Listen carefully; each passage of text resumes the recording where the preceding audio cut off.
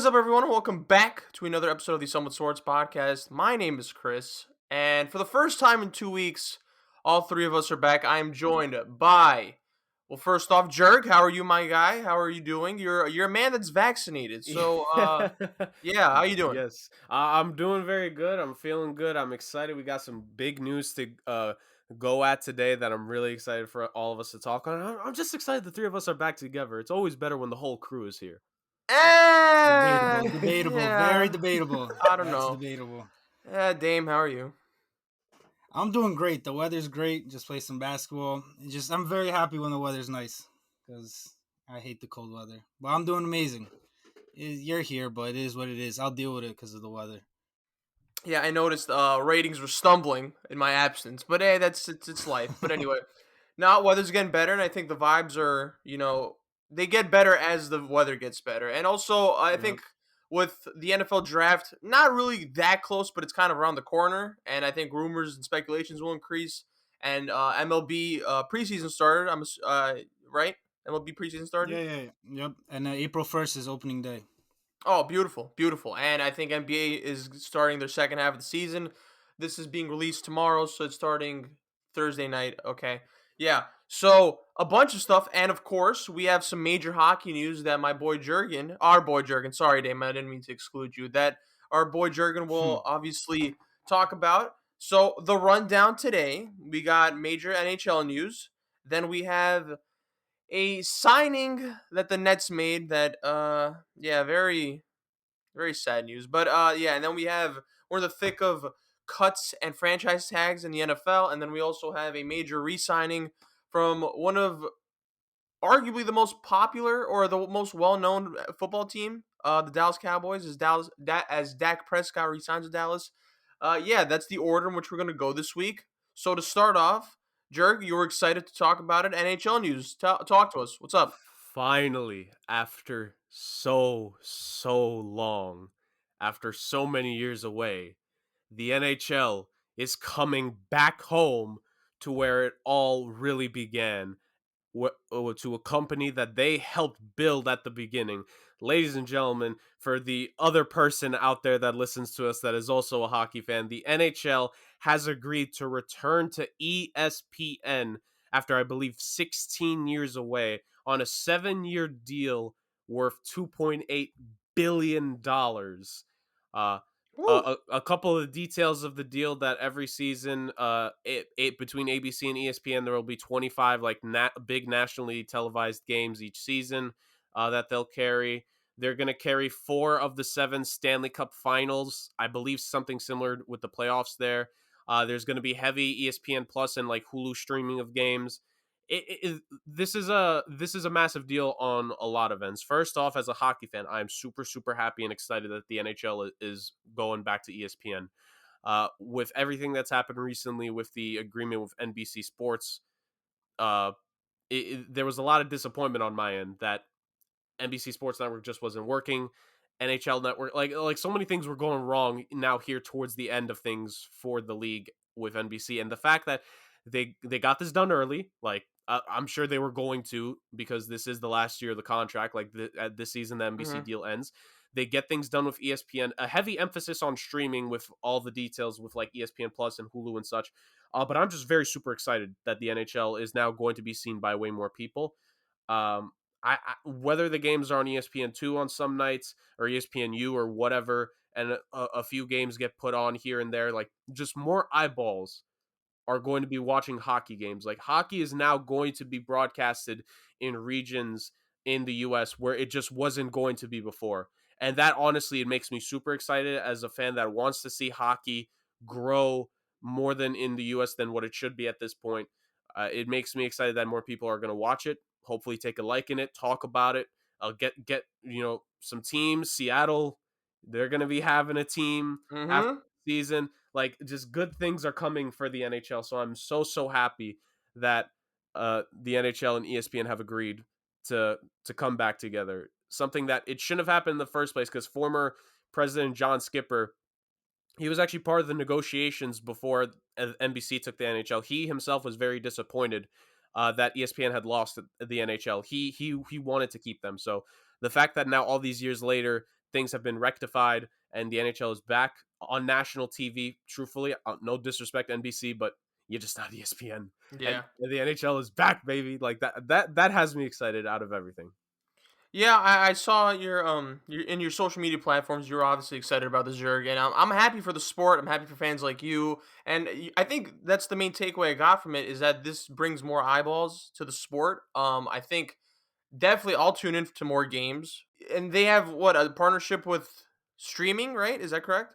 Yeah, there's going to be a partnership alongside of Hulu involved in this. Hulu and Beautiful. ESPN Plus are going to be involved. And this isn't the only deal. I don't have the details in front of me, but the NHL apparently they're going to have a second contract in terms of things. Because like I said, ESPN is going to have 4 of the 7 Stanley Cup playoffs and finals in this 7-year span. So the other 3, I guess, are up for grabs. Which the NHL, the playoffs and Stanley Cup finals are like the marquee time for the sport. And I love both the NBA and the NHL, and all due respect to the NBA, I'm taking a game 7 of the Stanley Cup Finals over a game 7 of the NBA Finals. Like, I just am. So you're telling me that playoff hockey in its peak form, there are 3 extra years in this deal that the NHL, I believe, will be able to market to someone.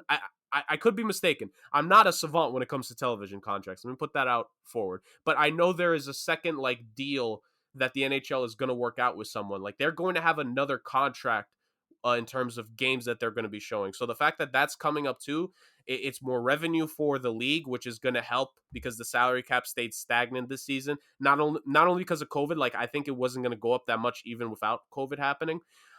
It, again, more eyes potentially depending on who they partner with, or at least keeping fans. Like the NHL, after a while of being disappointed with how things were being handled, I need to give them an A+ for this deal. Like it's weird to grade a television contract deal, but it truthfully is an A+ with how they're negotiating and handling things, because this is big for the league. Yeah, and I think the Hulu and ESPN Plus streaming platforms is big because especially now we live in the streaming era, and a lot of people are kind of more people are canceling their cable networks. So I think that's huge just to at least attract more of a younger demographic, right? Because everything's dominated by like the Disney Plus of the world, the Hulus of the world. So I think all aboard NHL hits a grand slam with this. Yeah, and yeah, A+ in my opinion as well. Yeah. Any final thoughts on that? Any more NHL news, Jurg? So the season is progressing as it is. Unlike the what the NBA is doing, the NHL, it just isn't having an All-Star break, which I don't think they should, to be honest. Hmm. So things are progressing. We had quite an interesting last couple of days. We have like a few teams here and there that are surprising people. I'm not going to go into detail, but I'll say the Minnesota Wild have surprised me this season. I'll give them their due, and the New York Islanders have surged back in the East Division after it looked like they were potentially going to be knocked out of things early, but they haven't.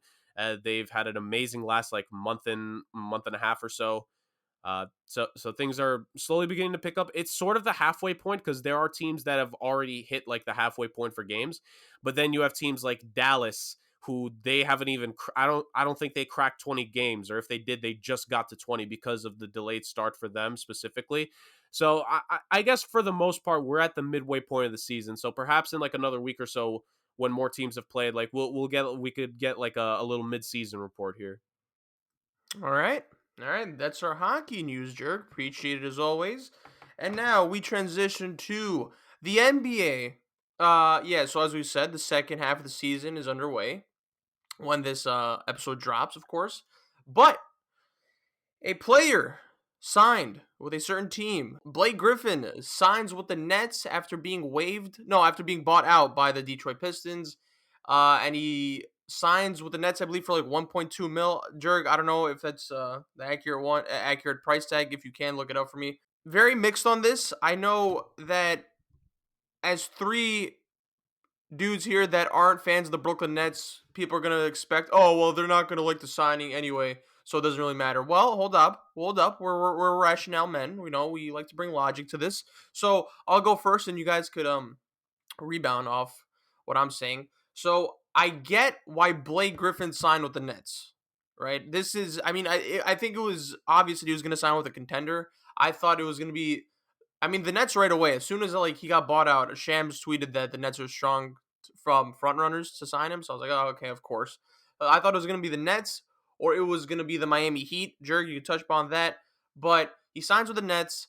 I understand why Blake does it. Obviously, it's a strong chance to win an NBA championship. I kind of get why the Nets did it because, I mean, they're missing. They don't have a true four, and I think this allows KD to kind of play the three position, which is his natural position. But again, there's reports that he may be coming off the bench possibly, and I think that'd be a smarter move. But regardless, I think whatever. I don't think the signing doesn't necessarily improve what their weaknesses have been, right? And their weaknesses, of course, have been defense. Now, they've been able to overcome that because their offense is just so OP. But I get, like, again, Blake Griffin is not the same, obviously. We're going to beat this dead horse. He's not the same. He's not as athletic as he once was. And I think in his role with this team, I think it might be too much. I think he'll resort to being like a kind of a catch and shooter. That's my personal guess. Obviously, he's not going to be, I don't know if he's going to be dominating the paint as much. I know he might have the ability to. And again, like 12.3 points per game this season, 3.9 assists, and 5.2 rebounds. I expect those to be obviously decreasing with DeAndre Jordan primarily handling the paint. And if he comes off the bench, I think he could do more damage off the bench, and he'll get more touches, of course.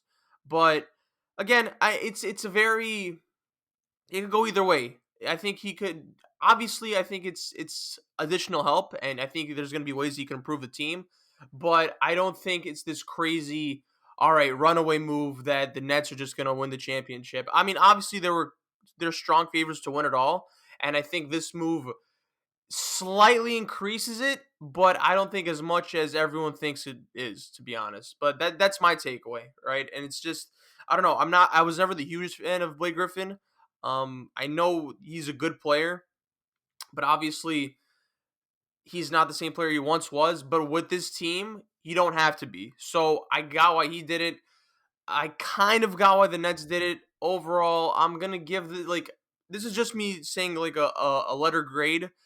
Uh, B minus, maybe a B, depending on who you ask. Yeah, B minus to B. Dame, I want to go with you. What do you think? Yeah, the letter grade is kind of what I would go with too. Some people, you if you look on Twitter and stuff, there's a lot of mixed reactions on this. Some Mm-hmm. people say like, oh, the Nets ran away with it. Some people are like this is not a good fit, like for the Nets or for Blake Griffin. But like you said, I'm kind of in the middle on it as well. Like Blake Griffin obviously isn't the athletic freak he used to be. And to be honest, I think if he still was, I think that would be a worse fit for them than what he actually is now. Because now he can actually shoot more, he can spot up more, he doesn't really run as much, which is fine because the Nets need someone to spot up in the corner and shoot or get off the wing and shoot, and that's what Blake Griffin does at this point of his career. He really improved his jump shot, so that's good. But they still need another piece to really help that paint defense because Blake Griffin never ever was known as a defender, even in his prime days. He was never known as a good defender. So they're still going to need another piece in that middle, kind of like a Drummond. So I'm really hoping they don't get Drummond. But Blake Griffin definitely does help them, I think, because it's another guy that you have to worry about. Even if he's not dropping 25 a game, it's not someone who you could be like not really pay attention to. So overall, for the Nets, I think it's a good move, but it's going to be interesting to see how Blake Griffin can adjust to a role that he's going to have on the Nets because I don't think he's going to be playing over like 20, 25 minutes. And I don't think he's going to get over like the amount of touches he was getting on the Pistons. So it's going to be interesting to see how that chemistry goes and how his ego is able to being able to take less shots and having less minutes. So that's something interesting to watch out for. But overall, I think it's a good move for the Nets. It does help them. Maybe what doesn't put them as the overwhelming favorite like the Warriors were a couple years ago, but it definitely does help them out. Yeah, and Jurg, before you go, I think it's an interesting point you bring up, Dame. This is very like DeMarcus Cousins signs with the Warriors esque type of move, right? Hopefully we see the end result where the Nets don't win the championship. Same thing, I but agreed. yeah, but like you said, Dame, I think. Do you think he's gonna be like a catch and shooter? Yeah, they don't run any post sets. Maybe they will because they never had a post player like Griffin on that team. But like, I don't see them running set plays for him like through the post and stuff. So I think it's going to be James Harden running the point and then pick and rolls, and either he's going to pick and pop at the top or he's going to be in the corner somewhere. I think it's gonna be a lot of pick and pops, to be honest, a lot, and also, yeah, and also, I think ego. I think he's gonna put that aside. I think when you're in a team with like a bunch of stars, I think there's like a mutual agreement. But yeah, that's just me. Jurg, what up? What do you think? So this is interesting. I don't want to say I've gone back and forth on this signing because I think relatively the Nets are one of the few teams that could have made Blake work. When it comes to Blake, the things that I think of that are positives when what he brings to that team is ball movement. With you guys talking about how he's evolved ever since he was very young in his career, he's evolved as a passer, as a bit of a playmaker. It was very underrated because of how bad Detroit was and eventually how many injuries Blake started to suffer. How good of a playmaker he had become in Detroit and finding guys and creating offense for others. And that's something that to an extent he'll be able to do. He could help keep the ball moving for a Nets team that we tend to think of them because of Kyrie and Harden as a team where the ball is just going to stick to one guy. But in reality, like I feel like there's a little bit more ball movement than we give credit for them. So I think Blake will help on that end. And I think to an extent, he can help with low post scoring in terms of he's grown. He's got a set of skills down in the post. He has a particular set of skills where like he's a solid post player. He has a couple moves. He's not just a power guy anymore because he can't because honestly he can't be. But as he matured, he began to develop some post moves here and there where he could help the Nets get some easy buckets. And I think for all they have plenty of shooting, they have plenty of dynamic scoring. They could use a guy that'll help get them some easy baskets. But I think the concerns you both bring up are real, where he's not going to help them defensively. Rebounding this season, he's going to have to do a complete 180 because for a power forward, he hasn't grabbed that many this season. Now, again, albeit injuries, but it just hasn't worked. It was not looking good. So we're going to have to assume that there's going to be a jump there. And then ultimately, the big thing will be his shooting because you guys are talking about, and I think Dame has the right mindset of like Blake is going to have to shoot more threes than he may be comfortable with. But my thing is, can he do it? Like, even though he has improved as a 3-point shooter and he deserves all the credit in the world for His that, percentages especially, is still ass, yeah. yeah, this season his percentages have been awful. Now again, is it just Detroit? Like that this is the sticking point for me because I actually have a prediction not on the Nets, but on Blake on what he could potentially do and I want to get your guys take on this because I've said this already and I want so I want to hear it from you two, like your reaction. I think Blake Griffin potentially for the last 3 to 4 or 5 or 6 years depending on however much longer he wants to keep playing if his body can handle it, he can go from being the Blake Griffin we saw to transitioning to what Grant Hill did in the latter stage of his career, where he'll be a good veteran. He's going to help keep the offense moving, get you some easy shots. And if he could get his 3-point percentage back up there with the Nets, he'll be a reliable stretch for the right kind of team.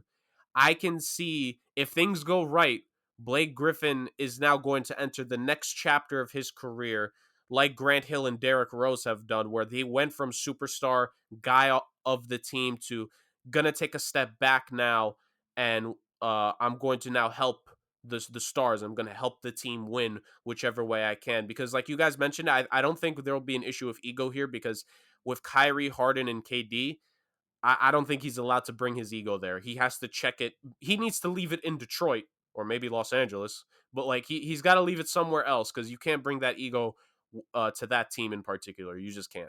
I agree with everything you guys said, but like the 3-point percentage is kind of interesting because he hasn't been good, but like he kind of needed to be that man on the Pistons, and when you're not that man, it's kind of easier to shoot because you shoot with less pressure on you, you shoot with more confidence. So I think his percentage is definitely going to improve on the Nets, though.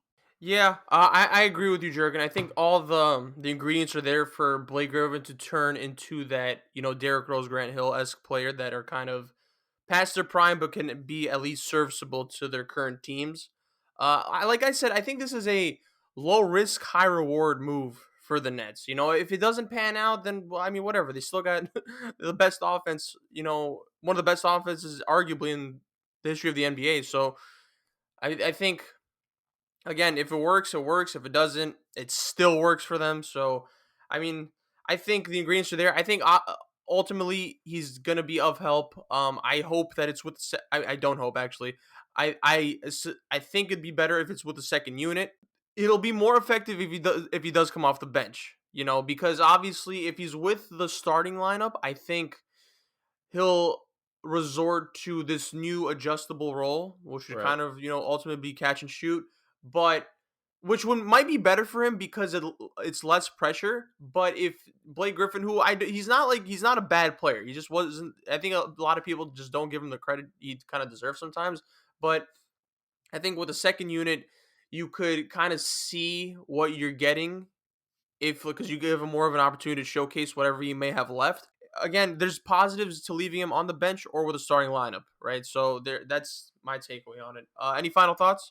You I know, hope it doesn't work out. That's all I Same, got. same. So, and if it doesn't work out, we need to bring this up. If this does not work out, the Nets, bro, biggest strikeout ever if they do not win a championship this year. Yep. right, right. Like you said at the top of this, Chris, I think we're all in agreement. We don't want this to work out. We don't. In terms of final thoughts on this, like, for Blake, like, I've always liked Blake.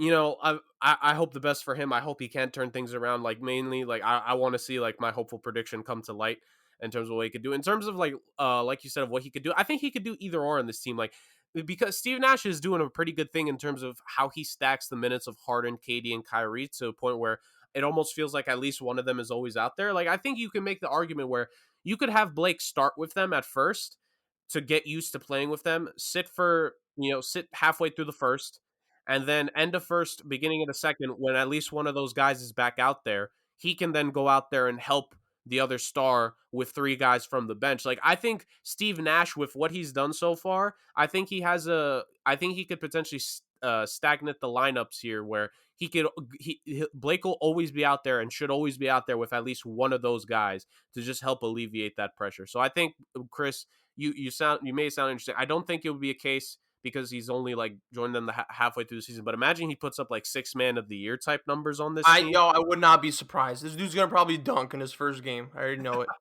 Right. Yeah. Well, again, here's to hoping that the Nets don't make this work out. Anyway, yeah. Moving on to the NFL. We're in that phase of the offseason where a lot of cuts happen, a lot of franchise tags happen, a lot of frustration is happening. Allen Robinson. But yeah, I'm gonna leave this to you guys because you guys are the experts. Jurg, take over. Dame, whatever. Okay.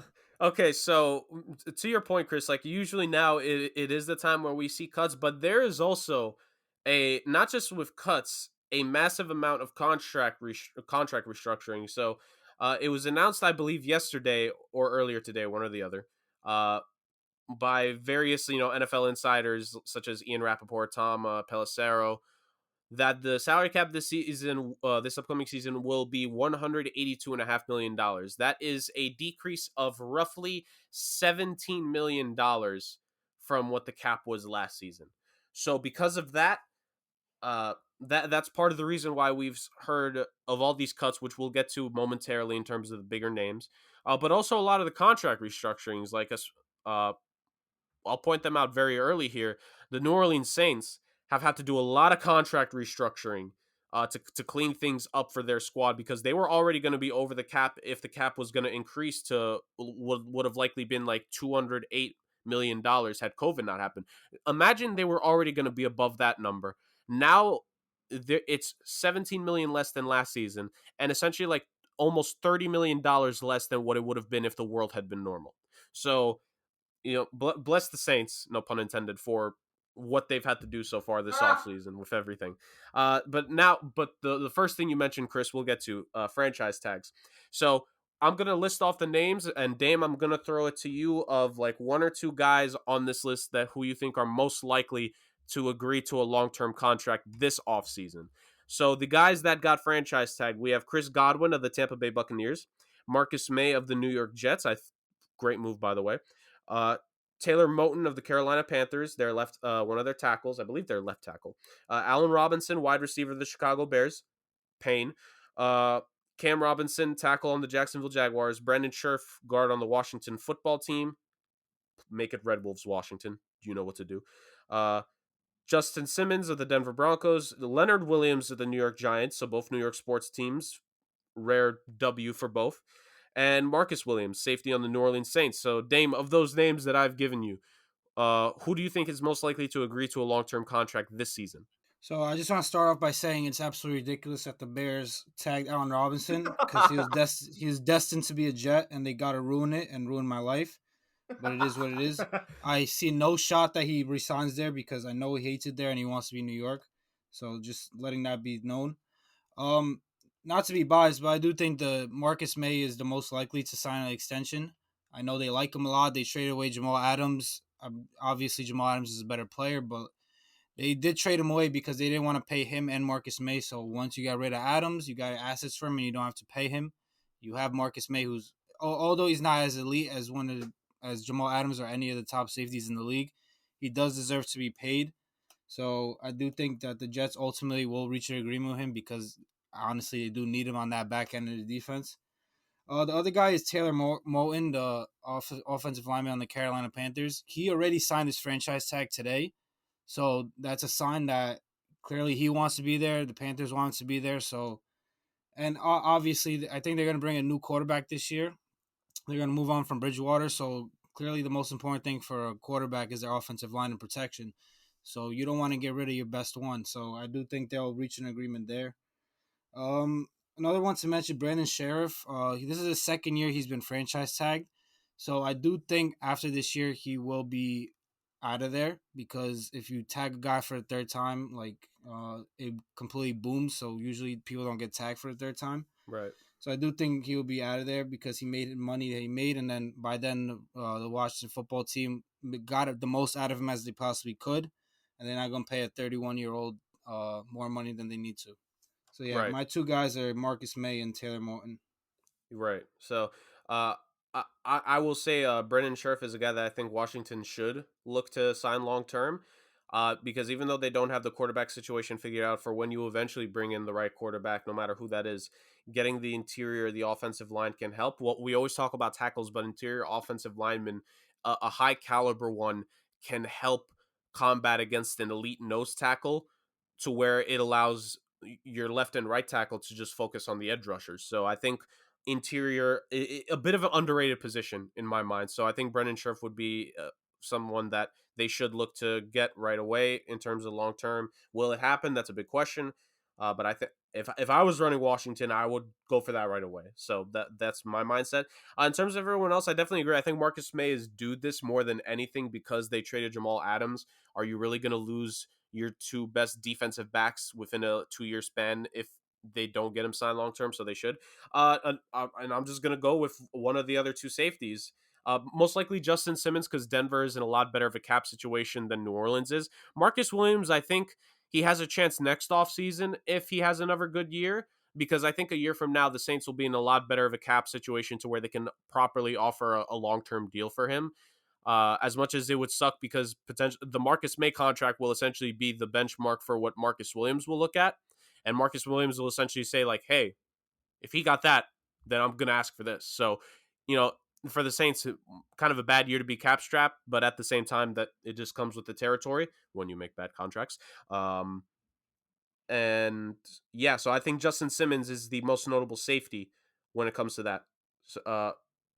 Other most notable safety when it comes to that, because I think Denver has the space for that, and they might as well do so because Justin Simmons has become an amazing defensive player the last 2 years. Like I believe he's been named to the Pro Bowl the last 2 years, if not Pro Bowl consideration each year. I'm sure he's made an All Pro team. Like he's just so talented, a very underrated because Denver hasn't been as good as they were around the midpoint of the 2010s. But he is such a good defensive player that if I'm Denver, I would want to lock him in long term. So those were the guys that have been franchise tagged. And by the way, Chris, I want to throw it to you because you're one of our New York sports guys. You and Dame primarily are. What's your opinion on the Marcus May signing? Marcus May franchise tag for the Jets, and then Leonard Williams. If you have any thoughts on his situation with the Giants.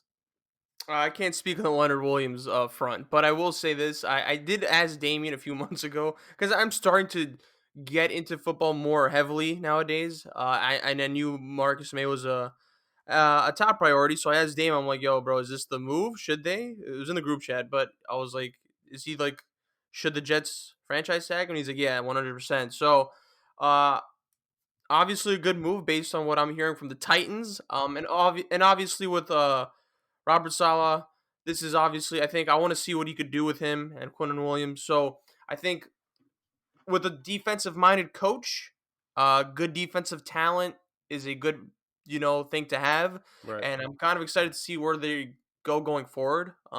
Yeah, so obviously a home run move for the Jets, right? May not be to some, but for the Jets it is, and that's all that matters. So that's my take on it. Right, right, for sure. And like you said, for a defensive coach, you try to lock down those defensive players, especially everyone's projecting you to go offense within the first round with your first like 2 or 3 picks in the draft. You've got to keep those good defensive players that you actually have on the roster. Great take on that. So moving on now to notable players that were not tagged and that will be heading into a free agent class that got bolstered a little bit the last few days, and we'll get into some of that eventually. But here are just a few really quick notable names that were not tagged on the offensive side of things. You have Aaron Jones and Chris Carson, 2 running backs. You got Kenny Galladay, Juju Smith-Schuster, and Will Fuller as wide receivers. You have Hunter Henry and Jonnu Smith, 2 pretty good tight ends, especially Hunter Henry. I've heard a lot of people are already like planning to offer him contracts because he is a very good tight end. And then a couple offensive linemen, Trent Williams, Joe Tooney, and Corey Linsley. Ironically, 1 tackle, 1 guard, 1 center, respectively. So that works out. Um, and then defensively, the notable names there, Shaq Barrett, part of the Super Bowl winning Tampa Bay Buccaneers. He did not get the tag. Levante David also did not, but the Buccaneers actually agreed to a 2-year contract with him. So they keep at least one piece of the defense.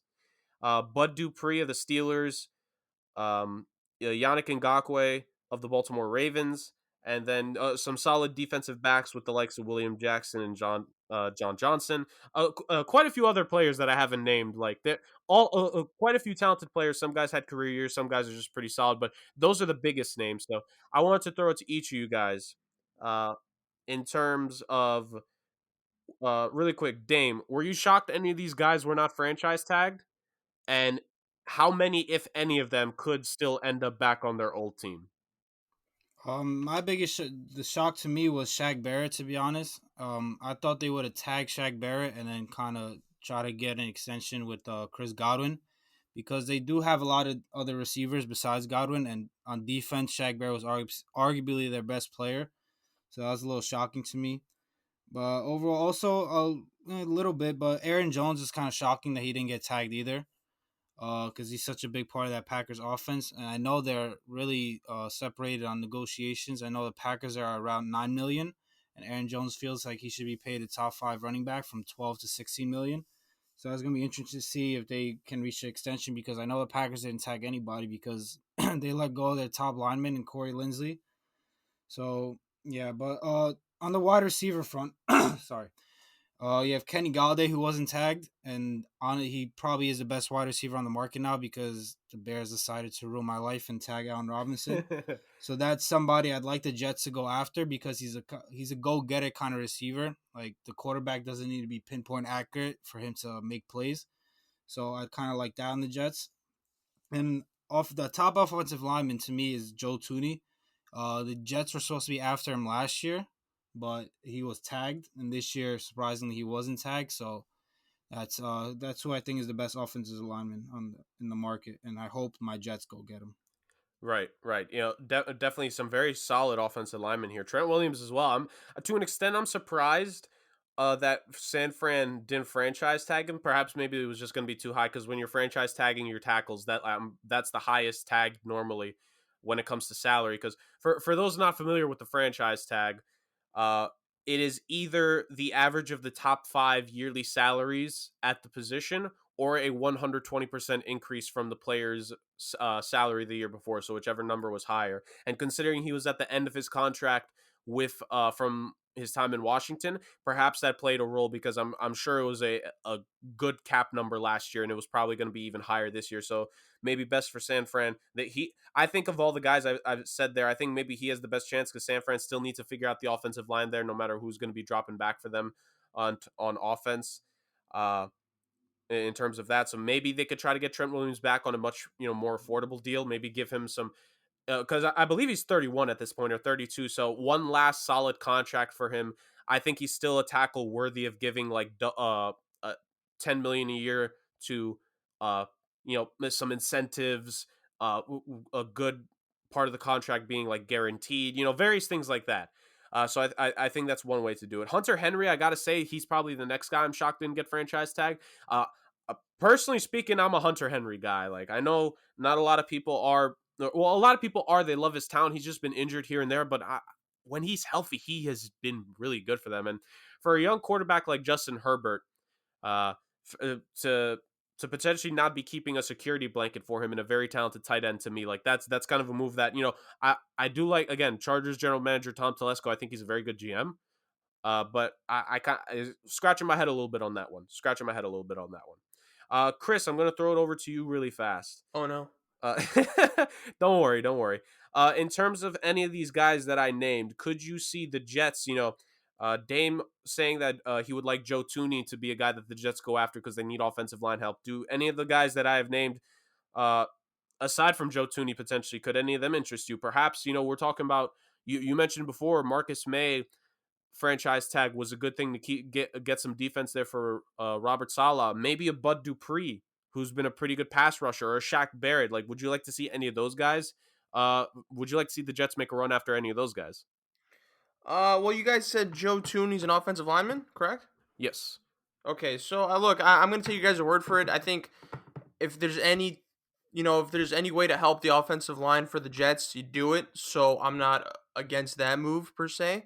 I did want to ask you because this question came up in my mind, and I guess Dame could answer it, and then Jurg, you could kind of give your take on it. So obviously, Allen Robinson gets franchise tagged by the Bears. Hate to bring it up again, but obviously the Jets are in the market for that, number one wide receiver. And I love Denzel Mims, but come on, like is Galladay that home run move that you think is serviceable? That's post Allen Robinson, or do you see like a Will Fuller maybe? Like, what do you think? What is that? Is Galladay the one move that you like wouldn't mind happening that you would throw the bag at? So the thing is, Galladay is like that big go getter kind of receiver, and Will Fuller, on the other hand, is that like that give him the ball and he's gonna make a play because he's really fast. So it's kind of gonna be what kind of direction Joe Douglas wants to go in. I heard that he really likes Will Fuller, which I would have no problem with. It's just we're gonna need a QB that can get him the ball. On the other hand, if you have Kenny Galladay, like that QB doesn't really need to be pinpoint accurate with his passes. He throws it in his area, and Kenny Galladay can go get it and make a play. On the other hand, Will Fuller is kind of like you gotta make sure you hit him because he's that fast and he makes plays with the ball though. So it's kind of like which way do you want to go? You want that guy that's gonna make plays by himself, or you want that guy that could hit the home run at any point? So if the QB is Zach Wilson, who would you prefer Will Fuller, because I think Zach Wilson is as a cannon? really Right? shooting up a lot of boards and he's really pinpoint accurate from the tapes that I've seen.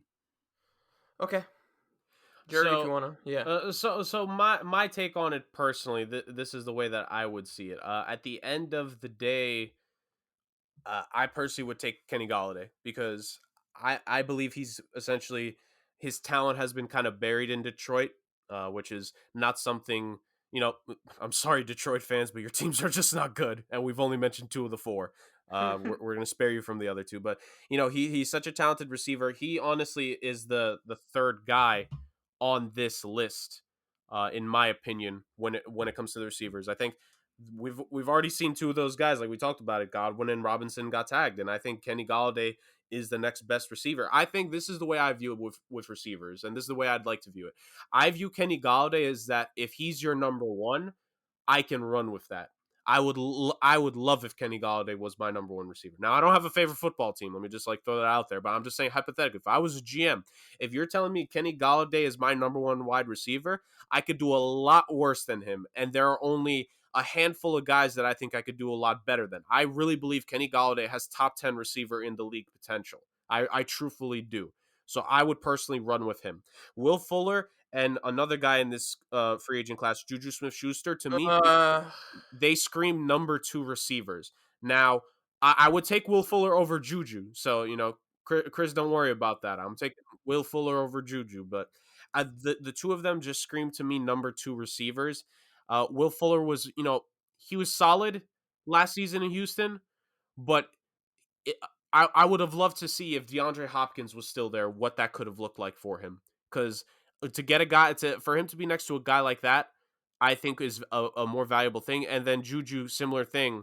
He looked a lot better this season than he did in year 3 for Pittsburgh because Chase Claypool, like even though he was just a rookie, Chase Claypool kind of became that guy, and also James Washington, like other Steelers receivers, the depth at that position allowed Juju to not have to be the technical number 1. You could say the Steelers didn't have a real number 1 last season, which kind of wild to think of, but it's true. Uh, and of course, what he did with Antonio Brown is just proof like he could be a great number 2 if you have that dominant number 1. So that's my thoughts on that in particular. And all these guys, some very talented players, even some of the ones that I didn't make note of right away, like Shaquille Griffin from the Seattle Seahawks is a pretty good corner. He could potentially get paid. But Dupree, as I said, I think on the right team, he could do some damage. Shaq Barrett, like I think with the Levante David signing and the Chris Godwin franchise tag, unless something drastic happens, I don't see a scenario where Shaq Barrett is back in Tampa Bay. And now if the right team can pick him up and use him properly, because remember, in the Denver Broncos, they didn't use him as a pass rusher. Tampa began using him as a real pass rusher, and look what he's done for them. In terms of his first year there, what was it, 18, 19 sacks? And then his second year, not as many sacks in the regular season, but there's a reason that I was arguing he could have been the Super Bowl MVP because he showed up when it mattered most. So some very good players that did not get franchise tagged by their teams. But that's not all on that end because a lot of NFL players have been cut. Diana Rossini of ESPN reported, I believe it was last week, that she had spoken to, it was either a coach or an executive that said that this was going to end up becoming a massacre week in the NFL because a lot of guys were going to get cut. So, Chris, I actually want to get your perspective on things first, just real quick from your side. What does it tell you about all the cuts that we have seen over the last handful of days in the NFL? Does that like send any message to you about anything in particular, or is this something that you kind of expected because of COVID being the main reason the cap went down? Well, yeah, you're talking to the least knowledgeable one of the bunch, so I'll kind of give you my take. Yeah, I do think that the cap situation is obviously a factor. I don't know. I think this whole season, I think the whole league is up for grabs. Technically, I just think there's going to be so much movement, and there's going to be teams are restructuring how they want. Like, I think a majority of teams, and I don't know if you guys could confirm this or not. This may be unprecedented, but like, I feel like every team is going through like a reevaluation period. No. So I think I think next year, and again, maybe this is the Chiefs L rebound effect, but maybe the whole league is up for grabs, and people are just kind of reconsidering things, and a bunch of teams are finally like trying to find an identity, so maybe that's why, and also like there's a bunch of movement going on, so maybe it's to you know cut the grease off, for lack of a better term, Jurg. I don't know. That's my very simplistic analysis on it. Right. No, I definitely don't blame you. I think you could give yourself a little bit credit. Like for someone who claims they don't really know much, I think you did pretty good there. Thanks. Dame, I want to throw this to you, and I want to throw out some of the names that we have seen get cut over the last about 72 hours or so, give or take. Janoris Jenkins, Kwan Alexander and Emmanuel Sanders of the New Orleans Saints were all cut. Justin Coleman of the Lions. This started very early last week. Maybe last week was a foreboding sign because Kyle Van Noy was cut by the Miami Dolphins. Kevin Zeitler and Golden Tate by the New York Giants. The Raiders have cut 4 players from last week, and they traded their offensive tackle Trent Brown back to the New England Patriots with a contract restructuring there, to send him back to New England. And then I think the most shocking of it all today, Eric Fisher and Mitchell Schwartz, the 2 offensive tackles for the Kansas City Chiefs, were cut. So, Dame, I'm going to throw it to you. What do all these cuts tell you about what this offseason could entail? And which of these cuts did you probably not see coming?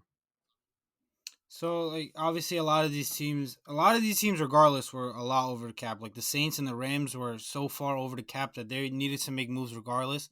And the fact that the total cap went down by 17 million is obviously more of a reason that these teams need to make cuts. But one of them that the Mitchell Schwartz one kind of surprised me. Eric Fisher I kind of expected because he did tear his Achilles in the playoffs, so it's gonna be kind of hard for him to be ready for the regular season. So I did expect that, but the Mitchell Schwartz one was kind of surprising me because he's been there for so long and he's been such a solid starter for them. So that was kind of interesting. But the theme of this NFL offseason, I think, is going to be like all these cuts that are happening because there's going to be a lot of really good players out in the market. But the thing is, I don't think a lot of them are going to sign long term deals because the cap is expected to boom next season. So a lot of these guys that are cut are going to sign 1 year deals, probably on a championship contending team, and then test the market again next season. And when the cap really booms, so they could get paid a lot more. So you're going to see a lot. Maybe that's why the Kansas City Chiefs cut both these guys because they know that a lot of other veteran offensive linemen are going to be cut and probably look for opportunities to win a championship. And what better way to go for a championship than sign with the Chiefs? So that's a mindset I think a lot of these teams are going to go to. But I don't know how the Saints are going to get under the cap. That's going to be interesting to see. They're going to have to cut a lot of really good players. So that's going to be interesting to see how it goes. But yeah, that's what I think the theme of this NFL offseason is going to be. Yeah, right. And I think this is going to be interesting because coming up, the new television contracts for the NFL are going to be finalized this offseason because next season the NFL is now going to be 17 game regular seasons, and that makes a lot of a difference in terms of the TV money, and that's a big deal for future years because, like we said, obviously the cap going down this year.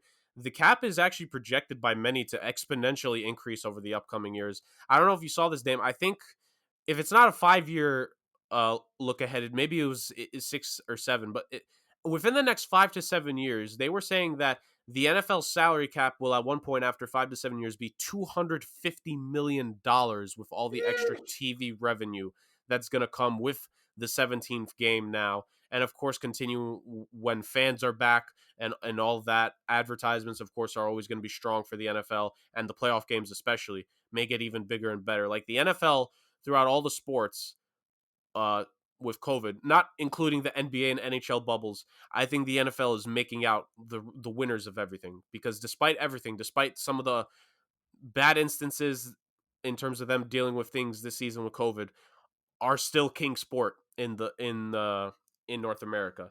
And one telling thing, I think you guys have both hit the nail on the head, is just the change that we're going to see this offseason. Because if you look at who's getting cut, it's Justin Coleman, who was due about an $11 million cap hit this season, and I think right around there in terms of the money, perhaps a little bit less. It was Janoris Jenkins, who had I think it was $8 million this season. The cap was a little bit larger than that. Zeitler, 10 million. Kyle Van Noy got his guaranteed money, but his move saved 10 million. If you look at a lot of these moves, it's all these guys within that $5 to $15 million range, maybe even a little lower, maybe like $5 to $13 million range. It's the quote unquote middle class of the NFL. And it really just goes to show how, Chris, I think you and Dame as well, you guys hit the nail on the head. I think a lot of guys are going to have to settle these recent cuts, I should say, not some of the guys that were going to hit free agency anyway. And maybe some of them will because of, you hope their agents are giving them all the information possible, that some of these guys just settle for 1, maybe 2 year contracts because of the upcoming money that's going to be coming in this league in a few years. But I just find it very interesting when you look at all these guys that got cut. It really makes a lot of sense what's happening. Veterans who don't have a lot of guarantees left or had down years last year, it's like, okay, you're out of here. We're going to save this much money because we need to, etc. And it's just one of those things that I think it's going to lead to bigger. It will lead to bigger conversation. We're not going to have it here, obviously, but it leads to bigger conversation about the owners. Obviously, are taking a hit to an extent, and not every single team is cash rich, like the Oakland Raiders, or excuse me, the Las Vegas Raiders. But it's very interesting that the owners, some of them have to deal with it unless you're Jerry Jones, because upcharge oil in Texas when the state is freezing to death, and heat. Upcharge your state and then give your quarterback a massive contract. And this will be the last point we hit on today, ladies and gentlemen. Good segue. Out of everybody who, got news this week, there was one man that could smile. Well, Levante David technically could, but there is one man that could smile above the rest. Dak Prescott got paid by the Dallas Cowboys. Finally, after everything dating back to last season, I think it was Ryan Clark on ESPN. He joked of saying rest in peace to Dak Prescott contract talks because that carried ESPN and Fox Sports for a good year and a half or so. Yeah. Yeah, it really has when you look back at it. So Dak Prescott got paid a 4-year contract worth $160 million, $126 million guaranteed, $66 million signing bonus. $95 million in the first 2 years are going to him. Now, that's not what the cap hits are in the deal. The cap hits are very much different, but that is how much money he's going to be getting up front. This is a very front loaded contract on it. It'll be a $22 million cap hit in 2021, a $33 million cap hit in 2022, and then a $44 and then a $47 million cap hit the last 2 years. There are 2 extra years on this deal, technically speaking, if they need to restructure base salary stuff. This is something that, for those that may not get it, with Drew Brees, Ben Roethlisberger, and Tom Brady the last few years. A lot of people forgot. If Tom Brady had retired last year, the Pats would have actually owed him money on a dead cap hit because of how many times they've restructured his deal. So think of it like that. Think of it how Dallas, if they restructure his 2022 and 2023 cap hits, they're going to be on the hooks for that money and cap space at the end of the deal. So I just want to put that context out there for people. Dame, I'm going to throw it to you first. General reaction to the contract, and not graded for Dak, because for Dak, I think we can all agree everything he's been through for the last year or so, he deserves this money, right? He was a 4th-round pick coming out, who he wasn't even the Cowboys' first choice of quarterback in that draft class. He wasn't. So 4th-round pick coming out, balls out in his rookie deal, got hurt, personal stuff that happened to him, getting paid. I'm very happy for him. I'm okay with it on his end. Dame, what is your grade of this deal for the Cowboys? So for a lot of people are gonna be like, "Oh, he's overpaid. Like he's not the set. He's the second paid, highest paid quarterback in the league behind Mahomes after his deal." And everyone's like, "Oh, he's not a top. He's not even a top 5 quarterback. Like he shouldn't be paid this much." But like, if you really look at it, like it's a kind of with this quarterback extensions, it's always like a race to first because the quicker you pay your quarterback, the less it looks like, the less bad it looks like after because so if the Cowboys paid Dak earlier, they probably would have got him first year like $33 million. But no, Jared Goff got paid, Carson Wentz got paid, Mahomes got paid, Russell Wilson got paid, Deshaun Watson got paid. So obviously you just have to top him after that. And now he's the second highest paid quarterback. But after Josh Allen gets paid, after Lamar Jackson gets paid, like it's gonna look a lot better when they're both above him because obviously as a quarterback you always want to be the top highest paid quarterback when you sign, right? So that's what Dak did. But now you have Josh Allen coming up, which obviously is going to get a monster extension after the kind of season he had last year. Lamar Jackson already won an MVP. He's going to have a monster extension. Baker Mayfield, another one who's probably going to get a monster extension. So all these guys are eventually going to be paid more than Dak. And I promise you the contract that Dak has now is going to look like an absolute bargain for them. Well, obviously, like he isn't a top 5 quarterback, but you got to pay quarterbacks like this kind of money because that's the premium position in football. He's getting $42 million each year for the first 3 years, which is the most besides Mahomes.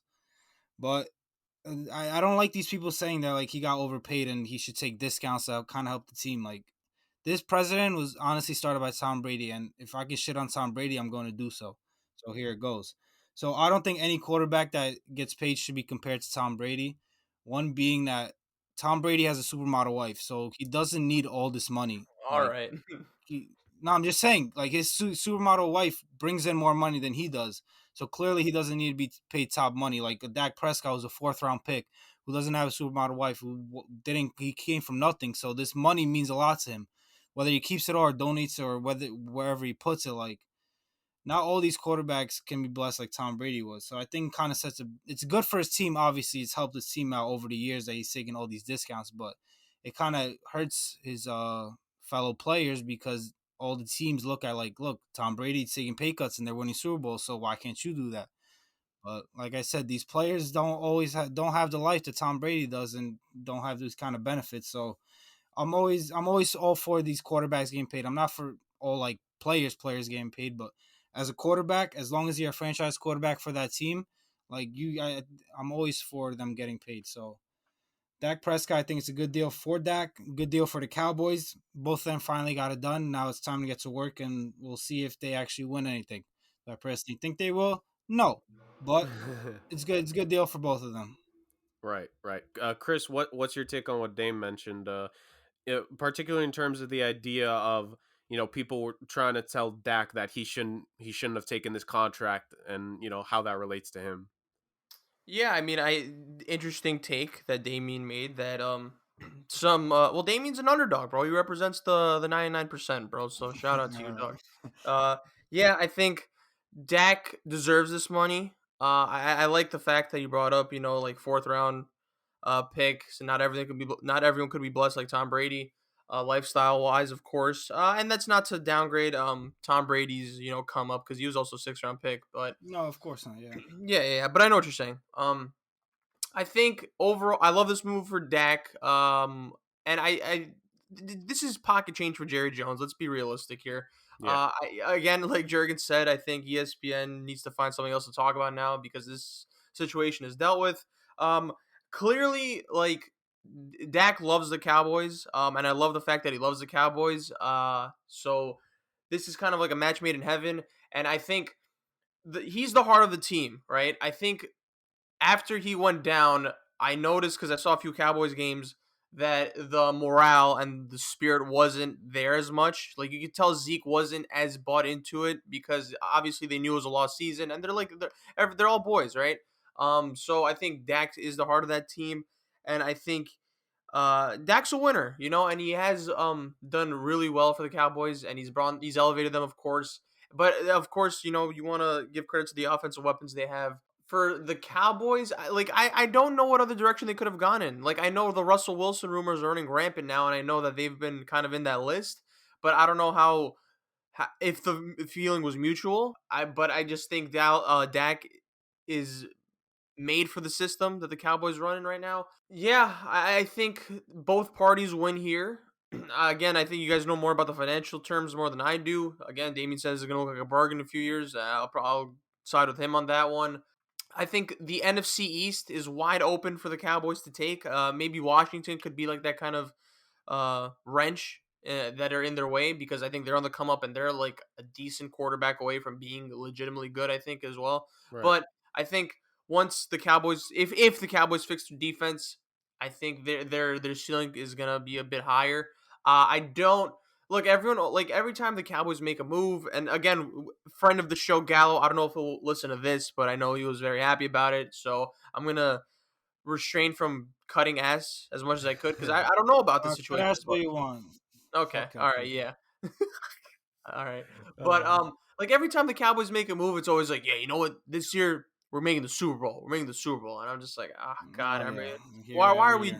Why they do it to themselves at this point? And this is not to shit on Cowboys fans. I know you guys have enough, problems with the media, and as a Knicks fan, I could relate to that as one well. person in particular, by the Yeah, way, the yeah, Cowboys the dude fans. who yells and doesn't really analyze anything, but yeah, I think if they make some fixes, if they fix some stuff on defense, I think.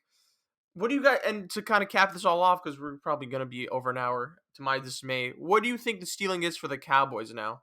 Now that they're kind of right now, and obviously they have a high pick. So I'm assuming with this Dak move, and hopefully he'll be healthy. We all wish the 100% health for Dak. So with Dak resigning and with their draft pick, you don't want to leak what you think the draft pick is going to be because we have a fun episode planned out in the future. What do you think the ceiling is for the Cowboys next season? I think it has to be Super Bowl or bust. Like regardless, even before the extension, I think it was Super Bowl or bust. Besides, obviously Dak breaking his ankle, but it has to be Super Bowl or bust. You're paying Dak, you're paying Zeke, top two money at their position. You're paying all these offensive linemen, D Law, Amari Cooper. You drafted C.D. Lamb last year. That this looks like a steal now, and you're blessed to have a 10th pick after being a Super Bowl contender. None of these other Super Bowl contenders have this high of a pick. So as long as you hit that pick, like you have to be Super Bowl contender or bust. Like there's no other way around it. To me, So this is how I see it. The the Cowboys, I think, if I want to compare this contract to someone, I'm not going to compare it to a quarterback. Heck, I'm not even going to compare it to a football player. I'm going to compare what the Cowboys could do with this deal to what the San Diego Padres have set up for themselves with the Fernando Tatis Jr. deal over in Major League Baseball. The Padres structured that deal to where the first 4 years are all $10 million hits, and then the last 10 are all $30 million. That gives them a bona fide window of, in this 4-year span, we can give out certain contracts to players of certain lengths and keep certain players because our superstar is not making superstar money yet. Then come the $30 million years, that's when you reassess everything.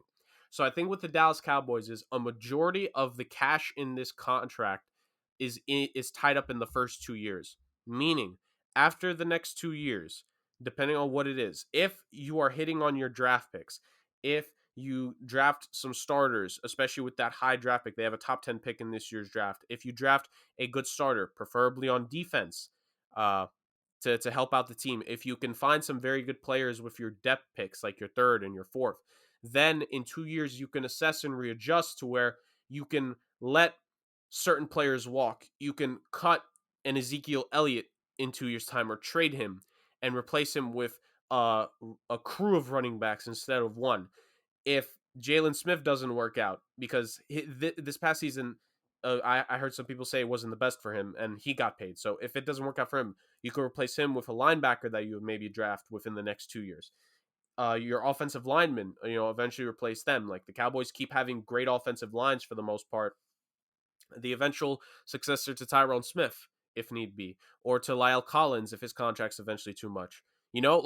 I think the Cowboys can set themselves up for, if they can build up depth and future starters in the next 2 years with their draft picks, then you can cut certain players in 2 years' time, and then you can re-up Dak to lower the $44 and the $47 million cap hits. That is how cerebral I would be if I was the Cowboys right now. That's in my opinion what could happen, because then in 2 years' time you re-up Dak, you give him yet another contract. He will still be in his prime. I think he's only going to be 30 after 2 years into this deal, but they're 29 or 30, around that age. So you can re-up, get him on a long-term deal again, lower those cap hits for those other 2 years, and spread the money around, which would give you room for the rest of your roster. It's something I think you can create an eventual Super Bowl winning team if you're the Dallas Cowboys with Dak's contract. I really think you can. But the work for that needs to start now. I think you need to become a playoff team within the next 2 years, guaranteed. You can no longer be this 8-8, 7-9, and you can't hope to be 6-10 and win the NFC East. Yeah. Excuse me. You just can't do that. So that's what has to be done for the Dallas Cowboys. They need to be cerebral with their draft choices the next 2 off seasons, and they need to do this all right if they want to be a Super Bowl team. I will give them a 2-year grace period, see what they could do, and then if they handle it exactly how I've said it, then they'll be Super Bowl. It should be Super Bowl or bust. If they don't, then this was a complete waste. Not of Dak. None of this has to do against Dak. Get your money, Dak. But for the organization, it'll be a final failure to Jerry Jones's Cowboys tenure, because this team is probably his best chance to win a Super Bowl again in terms of just the pure talent he's had. Yeah, the reason I say it's Super Bowl bust or not is because I do think they have one of the most talented rosters in the entire NFL. Right. It's them, New Orleans, and like Kansas City. And New Orleans has to cut a lot of guys, and the Cowboys have kind of a lot of good amount of cap space to spend as well this offseason. So that's why I see a Super Bowl bust, just because their roster is probably one of the best well-rounded rosters in the NFL. Okay. All right. Yeah. Cowboys create views, so hopefully we'll talk about them more. Yeah, that's it for this week. Gentlemen, thank you for sharing your expert thoughts. And yeah, it's star-studded week this week. Hopefully we'll get more weeks like this. This is over an hour, so whatever. We've been pretty good this so far, so I don't mind this run time. Yeah, guys, viewers, listeners, thank you for. Hopefully if you guys stuck around this whole time, shout out to you. And yeah, we'll be back next week as always, doing our thing. And hopefully there'll be more news, so we can get more views and more subscribers, which means more money in the I see future, right? rhyme. And more content for the people. Yeah. Anyway, Dame, I didn't forget that comment. I heard it. But anyway, guys, thank you. Excellent stuff as always. And yeah, peace. Be safe. Peace.